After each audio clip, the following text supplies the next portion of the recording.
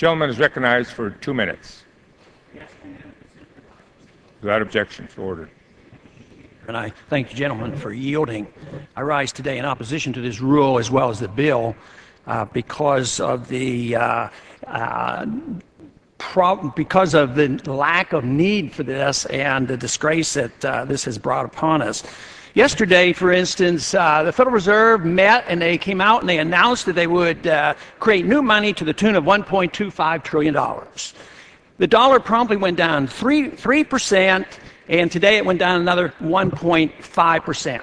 And today, we're going to come and on emergency legislation, we're going to deal with $165 million of bonuses, which obviously shouldn't have never been given. But who's responsible for this? It's the Congress and the President who signed this. So this is a distraction. This is an outrage. So everybody can go home that voted for this bill and say, look, I am clamping down on this $100 million, but I don't care about the previous $5 trillion the Fed created and the $1.25 they created yesterday. Think of the loss in purchasing power in less than 24 hours. And we think that we can solve this problem. We first appropriate unconstitutionally $350 billion. We give it to the Treasury. We have no strings attached. And then you have an unintended consequence. So we express this outrage. And at the same time, what do? We come along and we now propose that we pass a bill of attainder.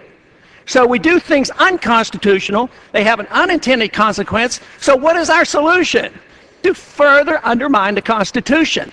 The line should be drawn in the sand. Let's quit appropriating funds in an unconstitutional manner. Let's quit bankrupting this country. Let's quit destroying our dollar. If you really want to do something, you ought to consider H.R. 1207, which would monitor and make the Fed answer questions. I understand the Fed and the Treasury were involved in a lot of these antics, and yet we're not even, the Fed is not even required to answer any questions. So it's about time we have an open book about the Federal Reserve and solve some of these problems. Time's expired.